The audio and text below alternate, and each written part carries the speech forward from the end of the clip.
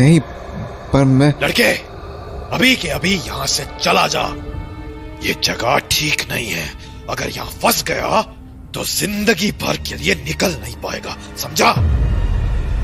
जी, आप ये क्या बोल रहे हैं? जो बोल रहा हूँ ध्यान से सुन। इस हवेली से जितनी दूर हो सके चला जा। देखिए, शायद आप मुझे गलत समझ रहे हो। मैं बस यहाँ पर रात गुजारने के लिए आया था, क्योंकि यहाँ खिड़की पर मुझे कोई औरत दिखी थी। क्या? जी। अनिल के इतना कहते ही वो आदमी एकदम से चुप हो गया और पलट कर वहां से जाने लगा।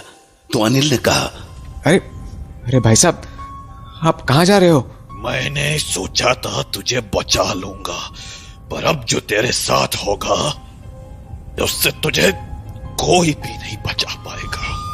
हाँ? इतना कहने के बाद वो आदमी वहां से निकला और अंधेरे में कहीं गायब हो गया। भाई साहब सुनिए तो। भाई साहब, अजीब आदमी है। अभी तो मुझसे बातें कर रहा था, अब खुद ही पता नहीं कहां चला गया। अरे भाई साहब, कहां गए आप? कौन है वहां? कौन शोर मचा रहा है? हाँ? जब अनिल ने पलटकर उस हवेली को देखा तो उसे अपनी आंखों पर विश्वास नहीं हुआ। जो हवेली अभी कुछ देर पहले तक बिल्कुल वीरान लग रही थी, वो अब पूरी तरह जगमगाने लगी थी और उसके ठीक सामने एक आदमी हाथों में लालटेन लिए खड़ा था।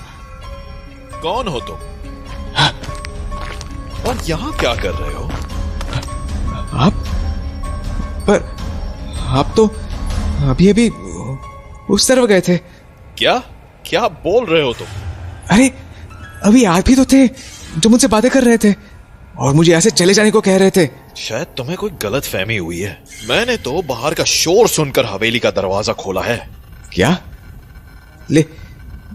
लेकिन ऐसा कैसे हो सकता है? तुम काफी परेशान दिख रहे हो। कौन हो तुम और यहाँ क्या कर रहे हो, वो भी इतनी रात को? जी, मेरा नाम अनिल है। मैं यहाँ काम के सिलसिले से आया हूँ। काम? कैसा काम? जी, यहाँ एक फैक्ट्री में मैनेजर अपॉइंट हुआ हूँ, तो मैं यहाँ फैक्ट्री देखने आया हुआ था। रात ज़्यादा हो गई थी तो सुबह के लिए आसरा ढूंढ रहा था, पर शायद मैंने आपको परेशान कर दिया। मैं चलता हूँ। रुको।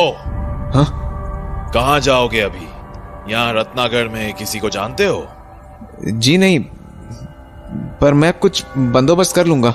नहीं, बेहतर यही होगा कि आज रात हवेली में ही बिता लो। हाँ? अरे पर... रानी सा, कोई मेहमान आया है। उस आदमी के मुंह से रानी सा का नाम सुनकर अनिल चौंक सा गया। तभी उसे एक आवाज सुनाई पड़ी, मेहमान को हवेली में ले आओ, मैं अभी आती हूँ। रानी की आवाज सुनकर ऐसा लग रहा था मानो किसी राजघराने की महारानी ने आदेश दिया हो। तो अभी अनिल अपने ख्यालों में ही था कि पास खड़े उस आदमी ने अनिल से कहा, चलो, रानी सा तुम्हारा इंतजार कर रही है। आप लोग परेशान मत होइए, मैं कोई और ठिकाना ढूंढ लूंगा। नहीं, तुम हमारे मेहमान हो, तुम्हारा आदर सत्कार करना हमारा फर्ज है। आओ अंदर। जी थैंक यू, पर इसकी कोई खास जरूरत नहीं है। जरूरत है। हाँ? अगर तुम अंदर नहीं आए तो लांछन रानी सा पर लगेगा, इसीलिए आओ अंदर चलो। तो उस आदमी की बात मानकर अनिल हवेली के अंदर चला आया और अभी उसे अंदर आकर बैठे हुए कुछ ही समय हुआ होगा कि तभी उसके सामने एक खूबसूरत सी लड़की आकर खड़ी हो गई। उसने बिल्कुल रानी महारानियों की तरह कपड़े पहने हुए थे और देखने में भी वो बहुत खूबसूरत थे। तो अनिल उसे देख ही रहा था कि उसके बगल में बैठा हुआ आदमी खड़ा हुआ और बोला, खम्मा घनी रानी सा। इतना सुनते ही अनिल भी हड़बड़ाकर खड़ा हो गया। खम्मा घनी रानी सा। खम्मा घनी, बैठिए। जी थैंक यू। क्या नाम है आपका? जी मैं अनिल।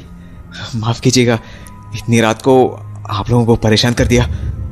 कोई बात नहीं, दरवाजे पर आया हर कोई मेहमान ही होता है।